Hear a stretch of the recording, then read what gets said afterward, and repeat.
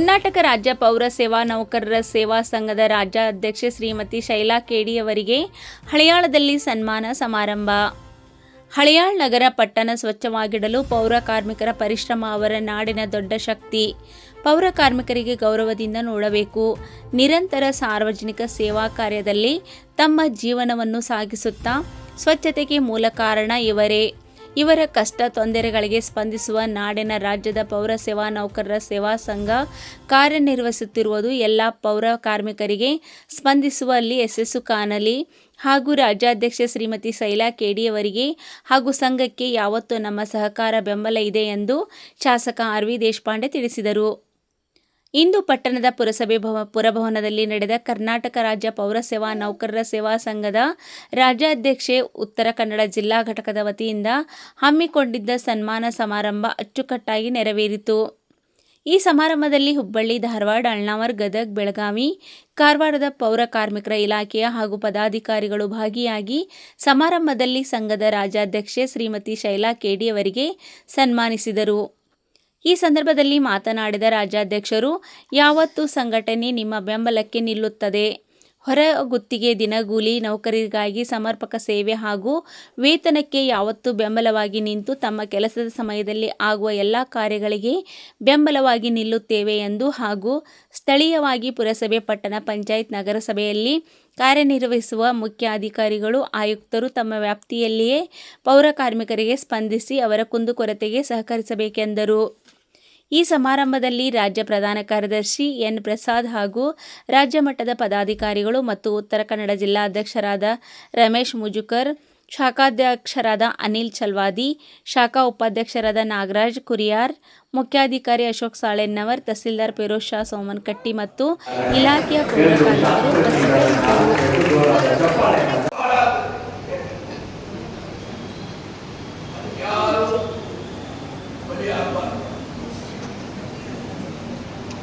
ಉಪಸ್ಥಿತರಿದ್ದರು. ನಿಮಗೆ ಸ್ವಭಾವಕ್ಕೆ ಮಕ್ಕಳಿಗೆ ಒಳ್ಳೆ ಆರೋಗ್ಯ ಬೇಕು. ಆರೋಗ್ಯ ಶಕ್ತಿ ಎಲ್ಲಕ್ಕಿಂತ ದೊಡ್ಡ ಆಸ್ತಿ ಅಂದ್ರೆ ಆರೋಗ್ಯ. ಆರೋಗ್ಯ ಏನ್ ಮಾಡಬೇಕು?